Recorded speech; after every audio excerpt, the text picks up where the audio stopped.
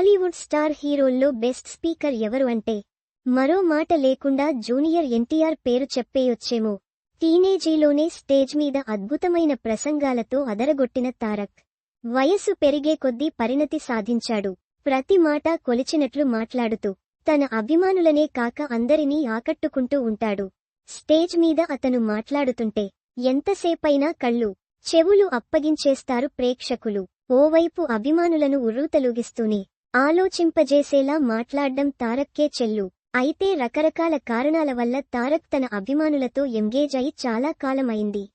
దేవర సినిమాకు pre release event, success meet అనుకున్నారు కానీ రెండూ సాధ్యపడలేదు. ప్రీ రిలీజ్ ఈవెంట్కు అన్ని ఏర్పాట్లు చేశాక వేదిక దగ్గర అభిమాన సందోహం ఎక్కువైపోయి ఈవెంటే క్యాన్సిల్ చేసేశారు. సక్సెస్ మీట్ సైతం నిర్వహించలేకపోయారు. అయితే నిన్న మ్యాడ్ సక్సెస్ మీటకు తారక్ రావడంతో అది అభిమానులతో గెట్ టు గెదర్ లాగా మారిపోయింది. వారితో ఎమోషనల్గా కనెక్ట్ అయ్యేలా తారక్ చేసిన ప్రసంగం కట్టిపడేసింది. దేవర -2 ఉండి తీరుతుంది అని నొక్కి వక్కానించడం ద్వారా ఈ సినిమా మీద ఉన్న సందేహాలకు తెరదించాడు తారక్. అలాగే అదుర్స్ 2 గురించి ఎన్నో ఏళ్లుగా నడుస్తున్న ప్రచారానికి ఈ ఈవెంట్ నుంచే తెరదించేశాడు తారక్.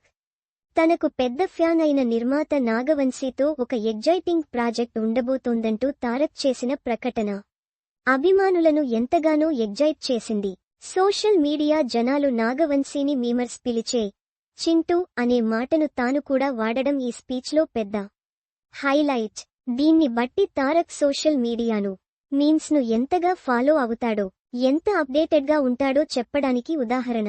ఇక తన బావమరిది నార్నే నితిన్ను ఎందుకు సరిగా ప్రమోట్ చేయడనే విషయంలోనూ తారక్ క్లారిటీ ఇచ్చాడు.